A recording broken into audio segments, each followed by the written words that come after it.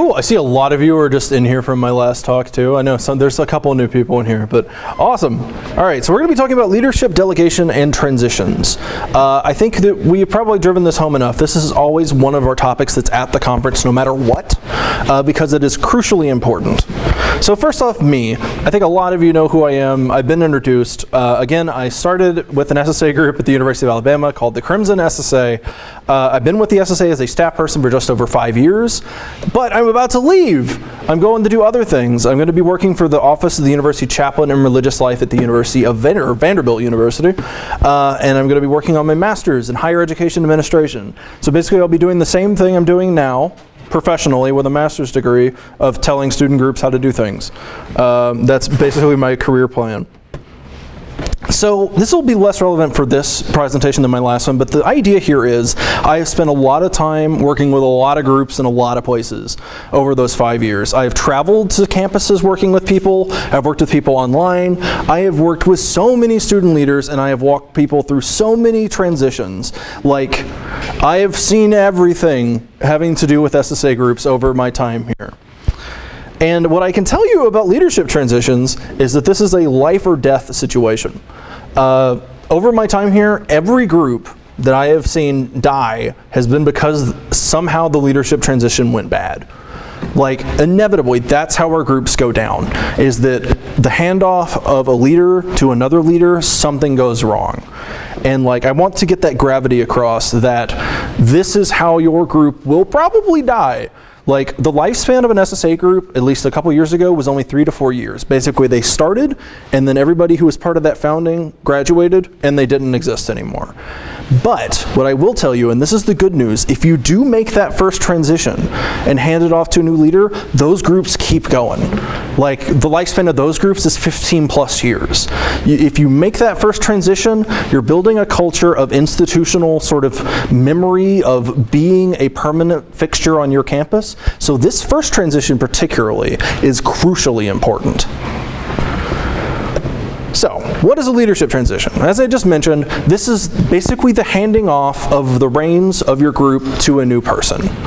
And this is true, like, no matter what field you're talking about with leadership transitions, they're almost always a complete disaster. Whether it's an SSA group or another kind of student group or a company or in anything, leadership transitions are tough. Like, let's take the SSA like as an organization, for example, where we're switching from August to Kevin. That is a big thing. Like, we hired a search firm to help us find a new person because that's a huge undertaking. And like, August has been our executive director for a long time, and handing off that to a new person takes an immense amount of planning, and it takes the right people doing the right stuff. It's complicated. Like, you'll hear about companies like, take like when who am I thinking? Steve Jobs, like when he was no longer with Apple. Like, initially when he left, it was really not good and Apple was in bad shape. And when he was gone again, like, again, Apple has still not really been the same. Like, any kind of company, any kind of anything that goes through a leadership transition faces real challenges. But the good thing about that is even a little bit of preparation goes a long way, particularly for student groups.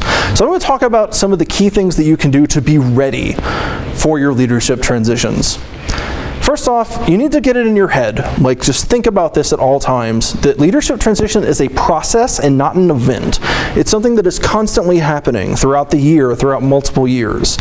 It is not just the handing off of your tabling supplies to the next person.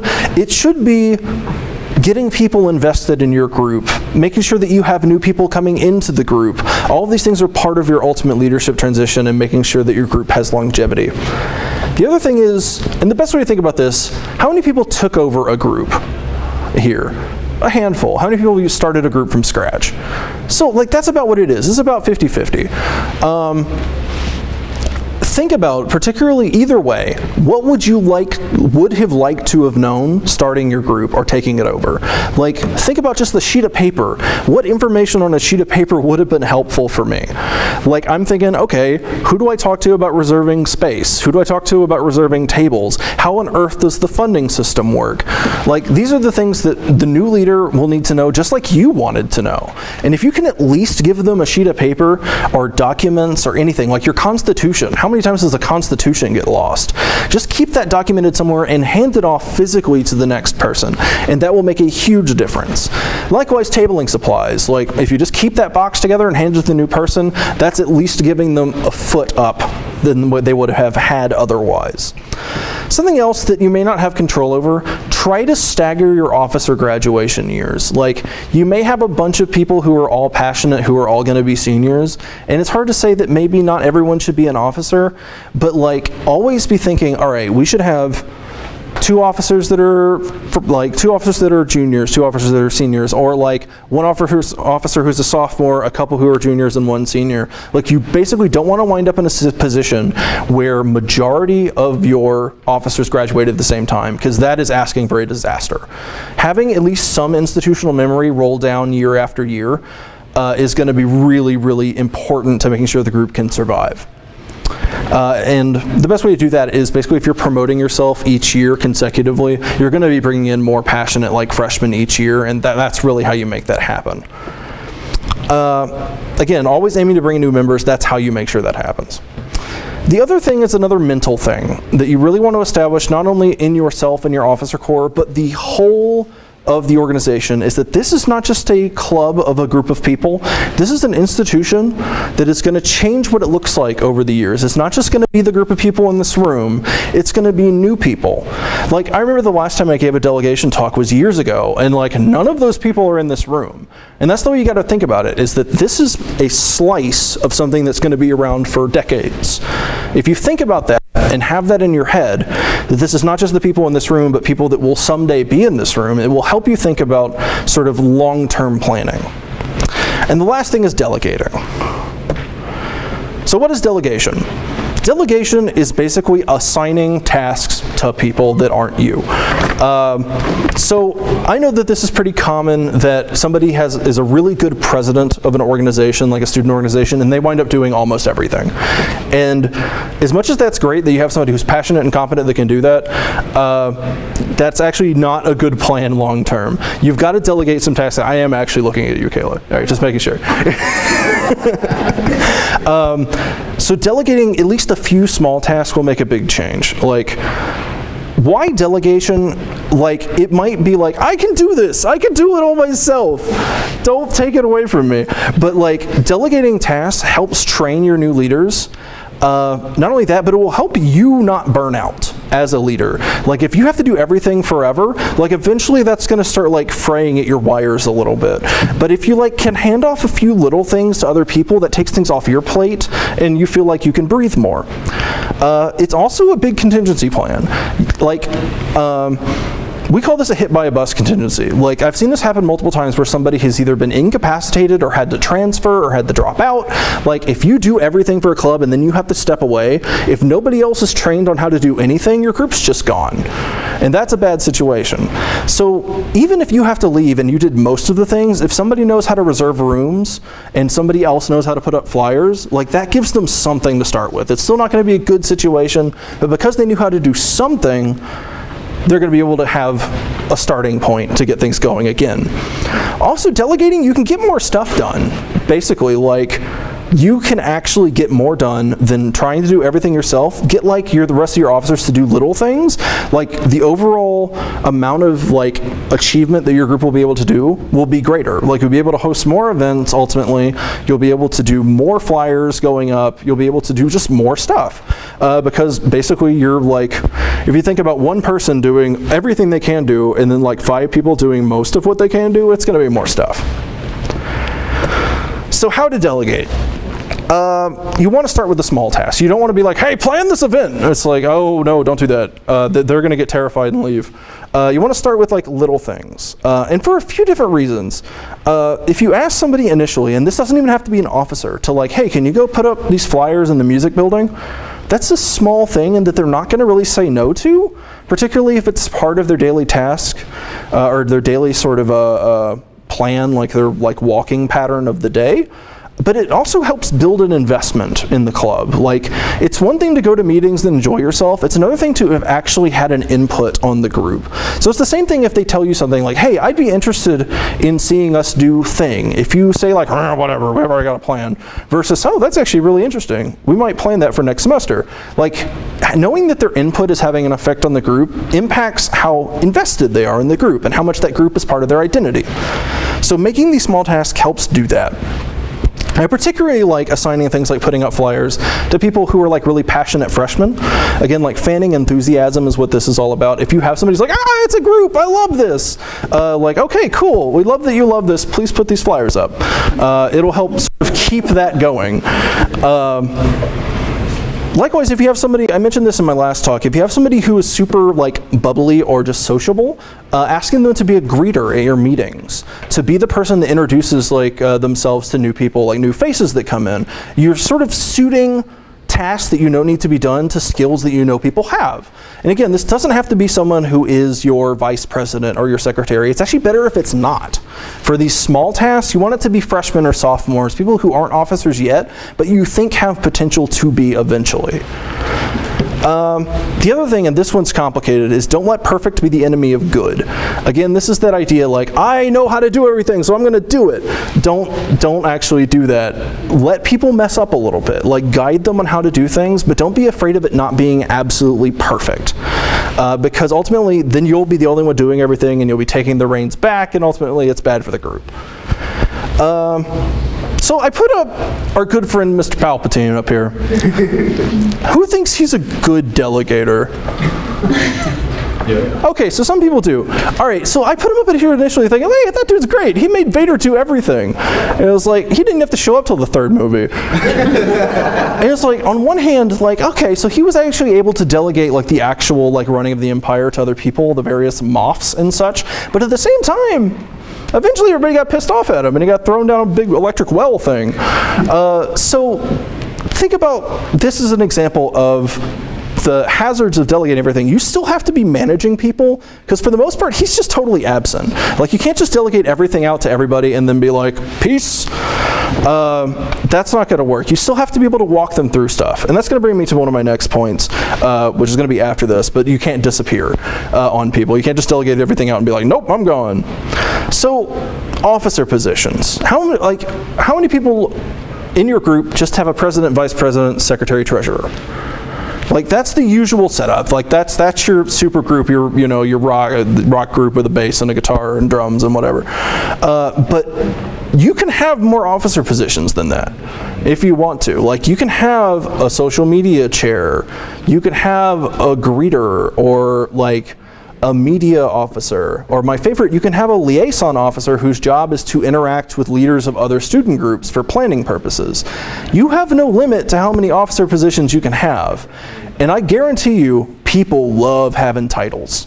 Fancy titles is the best way for people to feel invested in a club or anything.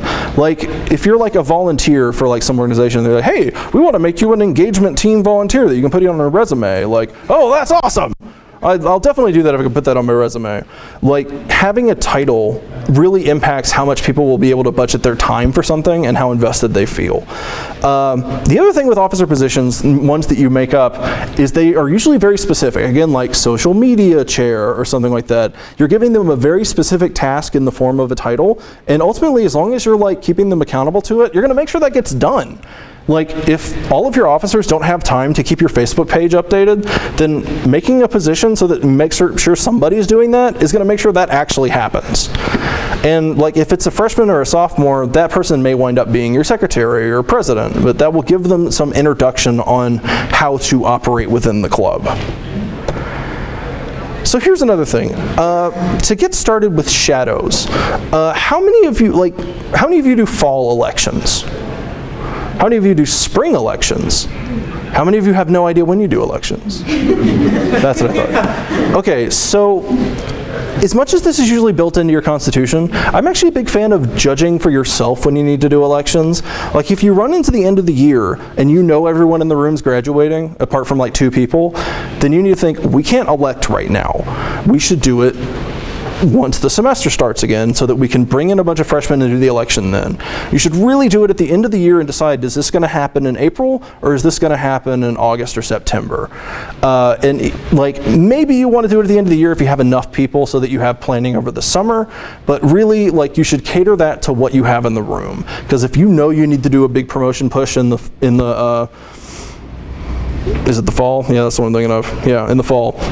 Then you should do that and make sure that you're going to have like energy in the room, because you may wind up with passionate people who didn't know about your club before that want to be officers, and if you're like, oh, we already did elections, can't do it, I guess, like, you're just sort of like leaving passion on the table, and you don't really want to do that. So that brings me to shadows. If you do your elections early enough in the year, say March or April, then you can have a period of time between when your officers get elected and when they take office, or you can have them take office, whatever. But you can have a month or so where you have your new officers basically just shadow behind the positions that they're taking over. So this has a lot of impact. Like, as much information as you can put on a sheet of paper and hand off to someone, it's never going to be as much or as like palpable, I guess, than actually being able to show them and introduce them to people and show them processes.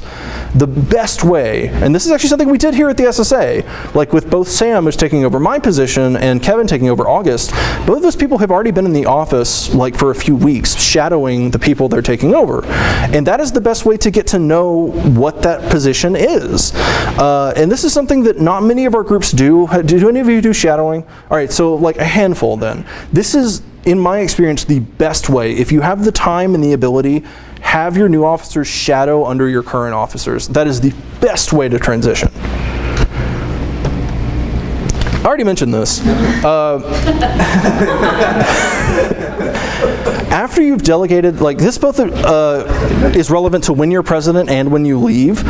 If you're president and delegate tasks out to people, like, delegation's awesome, everybody can do the work and I don't have to do anything. Don't do that, because people will hate you. But also, once you graduate, and this might be hard if you're graduating, to not disappear, like be an open ear at least, or in some cases, and this is really the best thing you can do, you should not be a senior president. Really, you can be president when you're junior. Senior year, you should step down and let other people run it so that you're still on campus or nearby. Like, it has a big impact on whether, like, if the new president's going to be more willing to come to you and talk to you if you're still on campus than if they are not on campus anymore. Like, they're going to be more intimidated about poking somebody on Facebook that lives in another state or something like that. It's going to be harder to do. But yeah, generally you don't want to be a senior president. Sometimes that's unavoidable. But basically, don't ignore it. Like, you may have other stuff going on. You may have a job. You may have grad school. But if they have a question, like, who's the person I need to do to run events, like, to reserve space, like, don't just like blow it off. Be like, okay, here's the person, here's their contact info, here's the place on the website where you do that.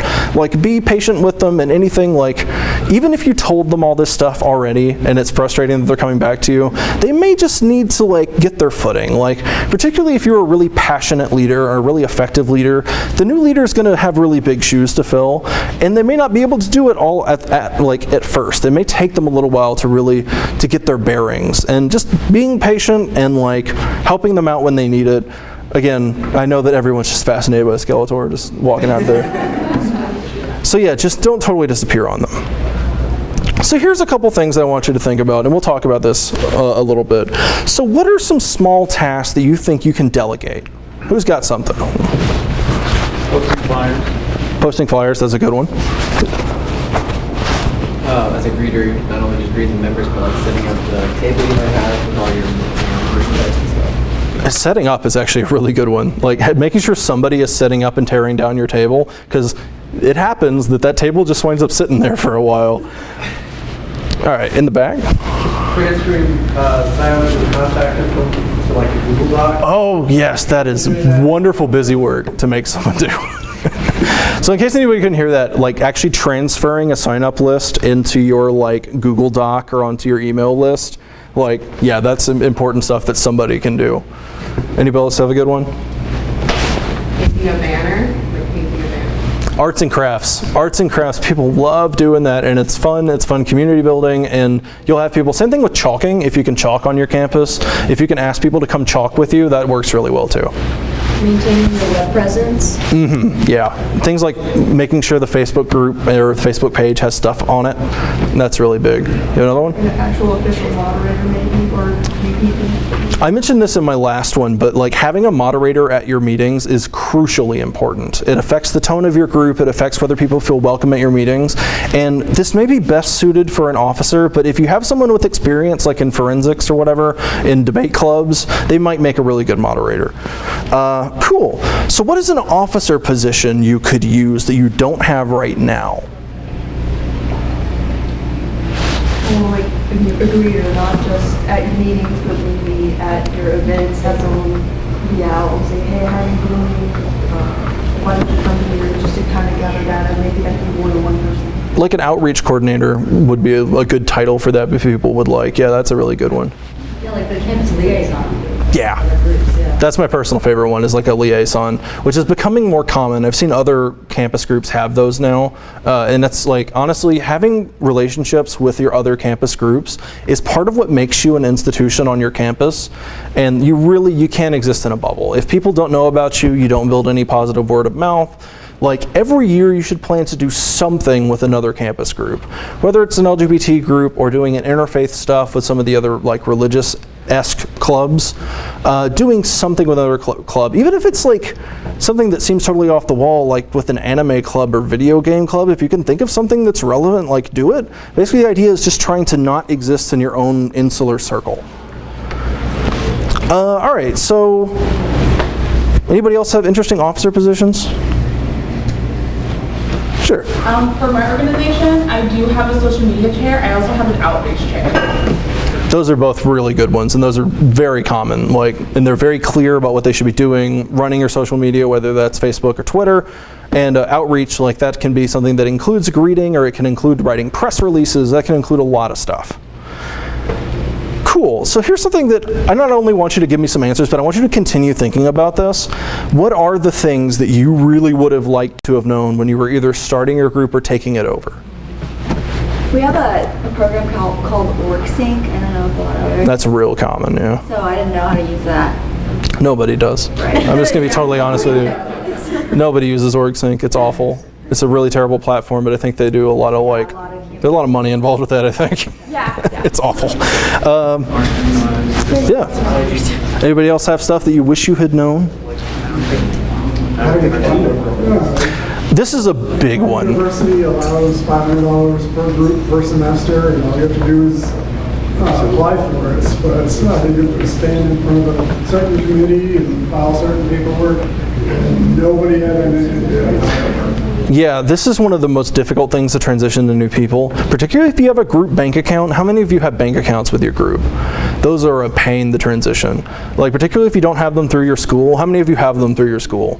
A handful. Those are a little easier usually, but like if you have a bank account, like you have to go to the bank with the person, and they might have to have their social security card, they might have to have any number of IDs, but transitioning that to a new person is going to be like a process that's going to take some effort. But likewise, knowing the financial ropes, how to apply for funding, where to apply for funding, some people don't even know where that exists. Yeah, making sure that that stuff is written down or at least walked through, like that's another thing where shadowing would help a lot. Is walking through how to get finances sorted out. Cool. Anything else that people have? Cool. I do want you to keep thinking about that. So at this point, I wanted to keep the rest of this one open because this is such a big and complicated topic. I just wanted to sort of like talk about it. Like, do you have any questions about leadership transitions for those of you that are facing it right now or know that it's coming or have been through a bad one? Well, what do people have? So in our case, almost all of our officers are seniors. So like what would you suggest would be the best way to handle that transition as smoothly as possible, even though they are all leaving? Are they graduate, or did they just graduate? They're getting, like they will graduate like next year. That's a pretty good position. What I would recommend is in August, not only make sure that you're at your student organization fair, whatever that's called, make sure that's reserved, and you're going to be there. Promote all the time everywhere. Like you're in a like emergency situation where you need to get new people in that group like ASAP. So particularly in this first semester, that's going to be your make or break. Like you need to have flyers, you need to have like any kind of banner, anything you can do on campus to make people know that you're there, you need to be doing. And you should probably plan some kind of big anchor event for the first semester. It's a little bit short notice now, but if you have a speaker nearby, like where's your school? Southeast Missouri. Southeast Missouri. Like we might have some speakers in like St. Louis or something like that. Try to plan a speaker event through our Speakers Bureau, or if you've got something that you can like talk about all semester to try and get people to. Something that's going to have a crowd is going to do a lot of favors. And then have your election probably in like November. Like you want to give it some time, particularly because it's a full transition. You really want to try to do either shadowing or something like that, some time where your old officers are not gone yet, where new people have taken over. Mine's not really a question, but after hearing you talk, I realized a couple of things that our group did really well is we instituted shadow officers after the last time we were at SSA Con. And it was like within the first 2 weeks, we just identified people who showed a lot of motivation. They were all freshmen too, which helped. And we were just like, hey, we see a lot of, really great motivation, and we like that you're enthusiastic about the club. Why don't you be a shadow officer? And we spent, because I graduate in 20 days, and our president thank you, yes. Our president graduates in December, so we spent a whole semester literally just with these freshmen, like, come with me to go do this. And that has been an incredible opportunity. I think that they probably feel a lot more confident in their abilities because they've been attending things as a shadow officer, as a shadow secretary or shadow president. And now they know where things are located, and they know what our student government association looks like. And I think that's been the biggest asset for us, because this leadership transition is something we're afraid of, too. Because that's a case where like the lion's share of your officers were graduating at the same time. Like that's a really tough situation. It's like one semester after another, we're all kind of leaving, and having that freshman and identifying them and making them realize like, wow, I could be a part of this and I could lead this one day. And getting them that, like taking that early motivation and showing them what to do with it is invaluable. I would do that as soon as you're back on campus, because it's one of the only things that we've done that I think anybody could implement. And that's worth pointing out. Something that you sort of tapped in there, and I mentioned a little bit, is identifying enthusiasm. No matter what your situation is, whether you have officers for the next couple years or everybody's graduating and you're in an emergency situation, August, September are going to be two of your key months no matter what. You should be promoting constantly. You should be out there, because that's where the enthusiasm is. Because it's not just freshmen, but also transfer students or people that just didn't know your club existed last year. What you need to find people to delegate tasks to are people who are already enthusiastic walking in the door. And you're going to find those people in the first semester. Like in the second semester, for whatever reason, the enthusiasm's gone. Maybe they've gotten beaten down by reality or something.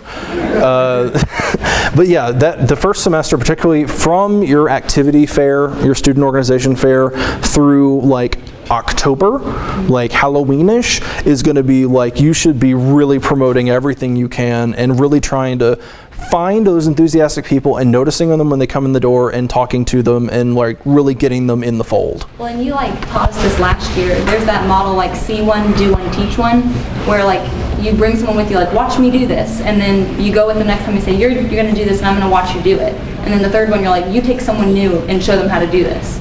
And it gets around to your whole club, and eventually everyone knows what this paperwork looks like and everyone knows where it might belong. And you can ask whoever about how to do it, and that's been a really beneficial thing too. And that's really the benefit of shadowing, is that you can not just show them how you do it and then walk them through how to do it and then like watch them do it and then they can do it themselves. That takes a lot of time, and that's where the shadowing, that takes a whole semester worth of time. Yeah, don't forget about grad students. We've had some really good grad students, and if it's a PhD student, they can be around for a really long time. Yeah, that's a good point. Grad students, unfortunately, usually don't have a lot of time, is really the problem. But really, both grad students and your advisor is a really important person. If you have an advisor that wants to be involved, which a lot of times your advisor only wants to sign paperwork, which, they got other stuff going on. But if you do have an advisor that's really passionate and wants to be around, that person's going to be able to hold on to that institutional memory really well. And you don't want to really delegate too much to them, but you do want them around. because really holding on to that memory has a big impact on whether your school is an institution or whether your group is an institution. The other thing that's really important is take photos. And I know this seems like a goofy thing, but if you take photos at your meetings and take photos at your events and put them on your Facebook group, that Facebook group will probably be the same Facebook group for a long time. And even though it seems goofy at the time, when you go back and you can see photos from like 2010 of your same group doing stuff like years and years and years ago, it has a really cool effect. Like, it makes you feel like, oh wow, this is something that's not just the people in the room. An example of this that I bring up sometimes, the University of Florida group, now called Gator Free Thought, used to be called something else, but like, they wound up doing an event they took a bunch of photos of back in like 2007 or something like that, but they kept these photos, and they're literally like Polaroids in their box of tabling supplies. And each time they handed it off to a new person, like, there was a transition, and the person posted about it on the Facebook group. It was like, I found all these old pictures, and it was like these newspaper articles. They kept everything. They kept newspaper clippings. They kept photos. They kept an award they won from us that we forgot existed from like the 90, this would have been like 2004 or something like that. Like, those little, if you ever do a Brag It Up or something like that and you wind up with an award for outstanding activism, which some of you in this room have gotten those, keep those in your box of tabling supplies, have it on your table, and hand that to the new person. They'll be like, oh, we did something cool once. And maybe that will get them to do it again. Cool. My question is, what do you do when you kind of have a set of officers that are all gung-ho at the beginning and fall off? How do you successfully navigate that? Delegate a bunch of tasks and suddenly nothing's getting done. How do you manage that? That's tough, because again, that enthusiasm can wane. The biggest thing I can say, like the thing that has the best psychological effects on officers and members who've been around a while, is new blood into the group. Like, even if it's just membership, if you're bringing new people in, that can help keep the enthusiasm high. If it's the same group of people for too long, like sometimes that'll have like a negative effect, like, this feels stagnant. Other things is like, if people don't feel it, or they're busy and there's other stuff going on in their life and they don't have the enthusiasm, like, you want to make it clear that they don't have to do this. Like, if they've got other stuff to do, sometimes the best thing they can do is step away. Like, for their health, for the group's health, like, if they feel like they can't do their officer position, like, there is nothing wrong with somebody saying, I can't do this anymore, I don't have the time, I don't have the energy. That's cool. And then, like, that gives you an officer position that you can try to recruit somebody else into.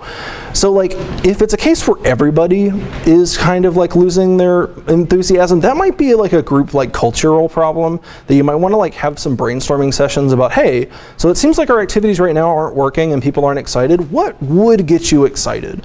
And like, see if people feed you any ideas of like, hey, I would actually kind of like to do this kind of thing. Or maybe even do a meeting where you showcase what other SSA groups are doing to see if any of that sparks something. Because we have a lot of that online. I hope that's helpful.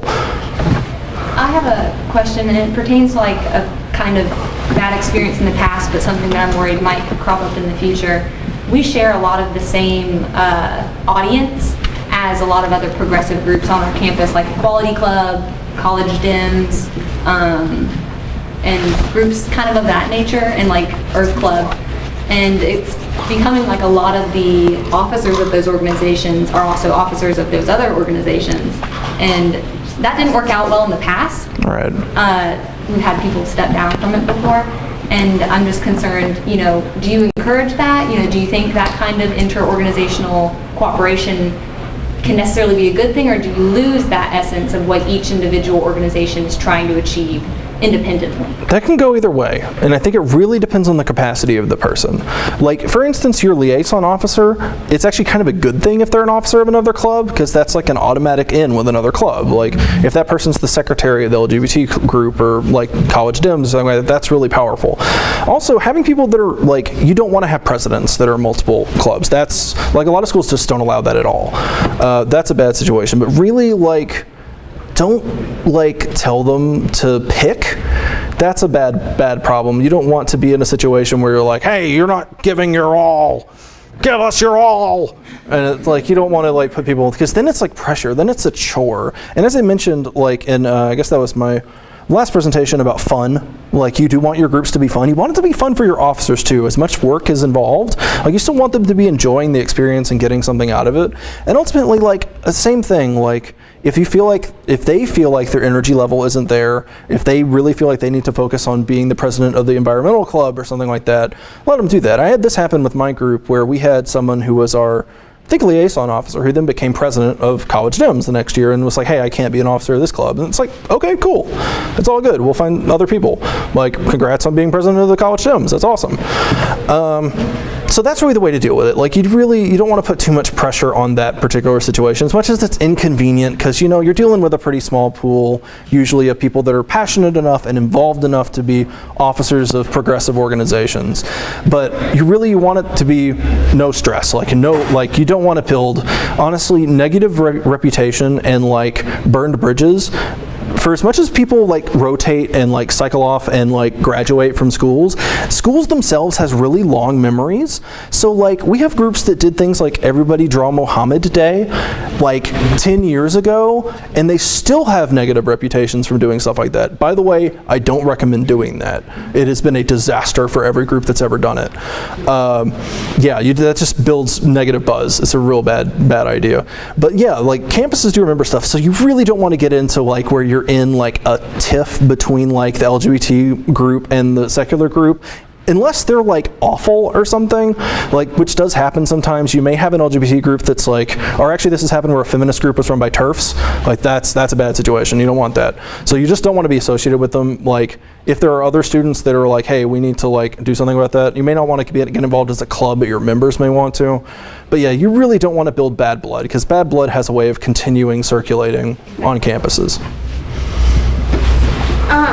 Being somebody who is kind of coming into a new officer position in our chapter, who doesn't really have anyone to look to, like, somebody else sort of did the thing that I'm supposed to be doing. Like, how do you suggest, you know, like, basically faking it until you make it and, like, figuring out how to do it with, like, no guidance at all, really? Well, the first thing is, I mentioned this in my last presentation, and this is something you should all know. In your student center, down in the basement, and probably a very dark corner, there's a person who probably lives and works down there, who it may or may not be an actual troll, because this is going to be me someday, who is like your student life representative or student organization representative or something like that. And they are going to know, like, if you're like, hey, what do I do as a treasurer of organization? They know how to answer that question for you, and they even know the specifics of that process for your university. The other person is like your campus organizer with the SSA. Like, if you're like, hey, what do I do as a secretary? We can be like, okay, so this is what a secretary usually does. Alternatively, you can talk to other clubs on campus that do have people that do that.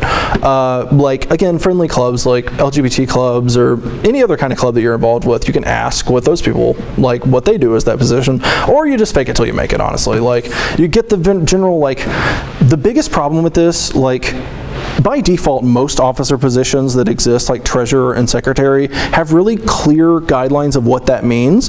You know what position doesn't have a clear definition? Vice president. This is true in every way that a vice president exists. Unless it's vice president of blank, nobody knows what that means. So you kind of have to make that up for yourself. Like, you kind of just do whatever people tell you to do as vice president. That's the most nebulous of all positions. And yeah, that's the thing where you fake it till you make it, as far as coming up with it yourself and with your fellow officers to figure out what you're doing. If you're struggling with that kind of stuff, because I felt that way last summer, find an SSA, and it doesn't even have to be close to you, but that has been established. Like, we got to be really close friends with UTSA out of San Antonio, Texas, which is literally, like, so many miles away. But they, like, gave us their constitution, and they're like, maybe do something like this, and we based a framework off of that, and ended up getting a really great relationship. So this is a good opportunity to connect with other organizations. Like, what do you guys do that works? What did you do in the past that didn't work? And that kind of framework can keep you on track, and they can give you that kind of release when you feel like you're drowning a little bit. Yeah, that's a good point. People like that are active, like leaders of SSA groups that are doing cool stuff right now. Like people I'd recommend talking to, like not only just MJ, honestly, is a great person to talk to, but there's people like Sean Rivera is a fantastic person. Was like the person that helped us get our group off the ground. And Matt Inlow, who's doing some other presentations at this conference, is also like has run multiple SSA groups over the years. Like there's a lot of people here with a lot of experience that'll be able to like, you know, just get their contact info and keep talking to them in the future, and they've been in your position. And that's a really good idea. And then I just want to reemphasize how helpful other on-campus clubs can be. If you get involved with any of them, the more well-established they are, the better. I'm involved with a pre-med club on our campus, and it's really nice to just be able to ask them, hey, you know, how did you schedule rooms, or where do you print off your flyers on campus, or you know, who does this? So. And as much as like your knee-jerk reaction may be to balk at this, some of the best SSA leaders I've ever worked with were involved in fraternities and sororities, because those organizations know what they're doing when it comes to like doing the like red tapey stuff. They know how that works. And honestly, don't assume that all the fraternities and sorority people are going to be like right-wing stuff. I understand coming from Alabama, where sorority and fraternity system is corrupt and racist as all hell. That's not the case everywhere. And like there might be people who are like maybe junior officers or things in fraternities that can like walk you through like, oh yeah, I know how to do that funding process. I know those people, I drink with them all the time. Yeah, I'm being a little stereotypical in my portrayal of fraternities. But yeah, seriously, like don't assume, like if you've got a member who's involved in some kind of like Greek life, like for whatever reason, maybe it's partially corruption, maybe who knows what, but they know the system. They absolutely know the system. So I have a question, kind of from the last one, or the last chat that you just did, but so fun. I think the one thing that our group struggles with, sometimes I go to the meetings, and I've even brought it up before, but we go in there and it'll be just this dry, boring presentation. I'm like, why don't we split this up? Half of it is like a board game, and the other half is the dry presentation. But I definitely see it when I walk in there, and even I'm like, God damn it, you know. And I really like some ideas on how to like maybe liven up. I mean, what have you seen? What do you suggest? What could we do? The first thing I suggest is get out of Atheism 101. Like you can't talk about what is an atheist or what's an agnostic or showing footage of debates, because like literally we've been going over the same thread on like the does God exist debate for like centuries now, and like really think about outside of the box, like what things you want to tie into. Again, you're trying to get people off their couch watching Netflix and come to your meeting, so things that are going to compel them to do that. Think about like, how can I tie this to pop culture or current politics? How do I make this about Donald Trump somehow? Like what are people paying attention to outside of your group? Like honestly, something I've thought about is like, okay, you could have a Game of Thrones meeting and talk about religion in Game of Thrones. Like honestly, there are some fascinating portrayals of religion in Game of Thrones, like religions that exist and those that don't. Like you have both of them. You have actual gods around. But like think about things that what are people paying attention to outside of your group? And yeah, getting outside of Atheism 101 and thinking about how to cooperate with other clubs in your topics. Like think about like having a topic on like LGBT, like some sort of issue. Like think about if you have a local political issue or something that you want to talk about, and think about what's going to appeal to people who are involved with other clubs. I'm trying to think of some good examples here. Yeah, basically just making, like, if your topic sounds fun, it probably is. Like, I know a group that did a topic on Disney and religion and had clips of, like, various Disney movies and how they portrayed religion. Like, The Hunchback of Notre Dame is a pretty interesting one there. Also, like, just mixing up your activities. Don't always do discussions. Go out and, like, find somewhere to volunteer. Go out and just, like, go kayaking, I guess, or, like, bowling. Like, just do an activity. Also, for your meetings, I actually generally recommend this. At your meetings, like, do your meeting and then have an unofficial social thing afterwards, whether that's dinner, whether that's going to hang out at, like, an arcade or something. Like, have some place that you go afterwards that is social, because, like, if all you do is discussion meetings, it gets dry. Do you know about CASE, or acronym? Community, Advocacy, Service, and Education. And these are the four things. Community being all the fun stuff that gets people to get to know each other and, like, have fun. Advocacy is like doing your political sort of protesting and writing letters to congressmen, that sort of thing.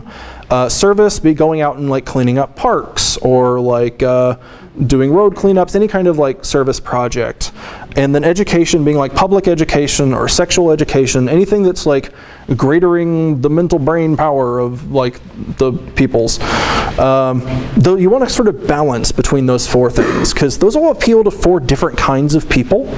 Like some people, all they want is to just be able to hang out with people that are like-minded. Other people are really passionately into like political advocacy. Other people really wanted to be doing service projects and want to go out and help people. And then other people are really big on the education side of things. So if you balance all those things, all those people are going to feel at home in your group. And honestly, when you mix up between all of those things, you're doing a big mixture of things that will keep people entertained and sort of like, oh, so I could do this thing or this thing. And I guess the other thing for being fun, do a brainstorming session with your members.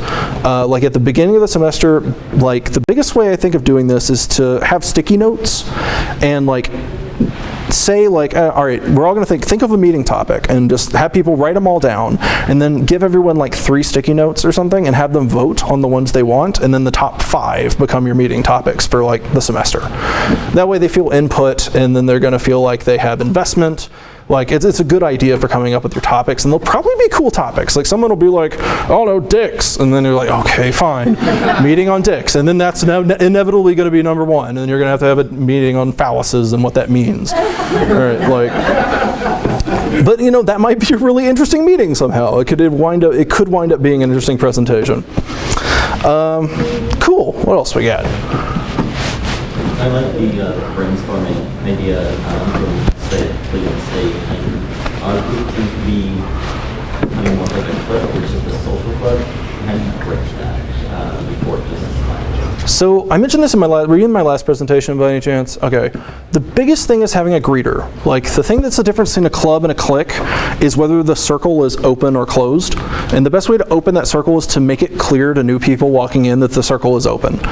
And honestly, just making an effort as the members, like say, hey, we want to talk to new people. When new people come into the club, introduce yourself, or even have like icebreakers at the beginning of your meeting. You don't want to take too long. Like you don't want to take up half your meeting with icebreakers, but particularly at the beginning of the semester when you know there's going to be new people, do some kind of basic icebreaker. Like tell us something interesting about yourself, or come up with some sort of goofy like question like that, or just do some social stuff that will have icebreakers built into it. Like really use your creativity on that, but yeah, you can look up interesting icebreaker activities like online. You'll find any number of them that you could use.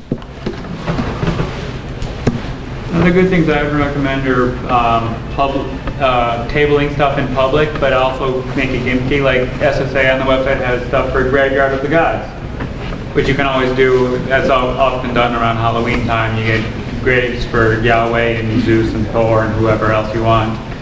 Or like, I don't remember, was it in last time they had the Evolution Man. Yeah. Take a picture as being the pinnacle evolution, something fun like that, or debaptisms I've seen. Yeah. People just bring out a hairdryer and debaptize. Like, yeah. Away. Being goofy, And goofy like that, you know, something that people would pass by going from one class to lunch or something. Like seriously, be fun and weird. Like, feel free to be weird, because like that's going to appeal to a lot of your base. Something that I did for Darwin Day one year is I just made a bunch of fake beards and just had a bunch of our members walk around in fake beards for Darwin Day. And if you want to know how to get questions from people wondering why you're wearing fake cotton beards, you can be like, oh, it's Darwin Day. We're celebrating his glorious breakthroughs in facial hair. It's like, whatever. Apparently it's Darwin Day, but yeah, it's something. I do not want to dominate like this thing, but the last two of you guys said something, and something that we started doing that really helped was to develop like a Google Calendar, and you can make that public, but only you can edit it. And so like before your semester starts, you look at the calendar of secular holidays coming up and the calendar of like astrological things that are going on, and you plan things like this meeting is going to be geared towards this event that we're having later in the month. And when you can share that with people and get them excited about what's coming up instead, they'll know what they want to attend and they'll prioritize it in their schedule. And when you plan your events to meet one of those 4 things in case, it really helps out a lot. Yeah, one of the most popular things around the holidays, like your last meeting, either doing a War on Christmas party or a Festivus party, like obviously it has to be like a PG rated party, but like, yeah, those are always popular. Making a big like can tower or whatever for like Festivus, or like a War on Christmas party. It's all kinds of fun.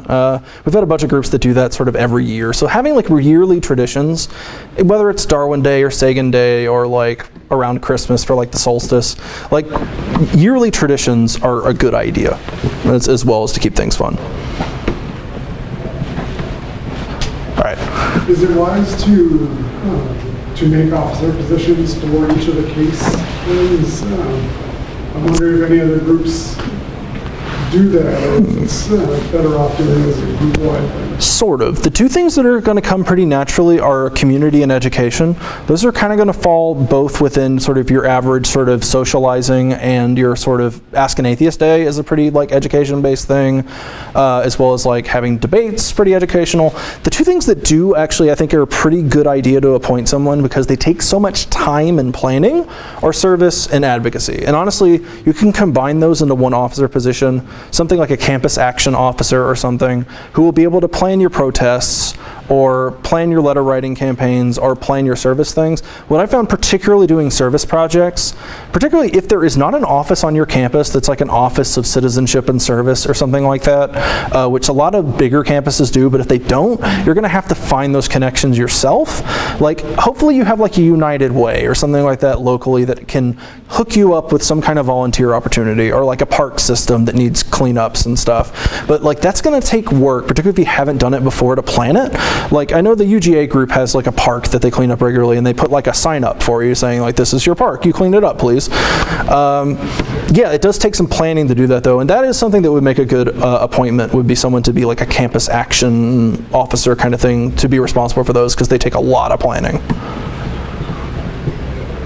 Cool, I think I'm reaching the end of my time. I don't have anything else specific, but this is my last presentation with the SSA, guys. So, yeah.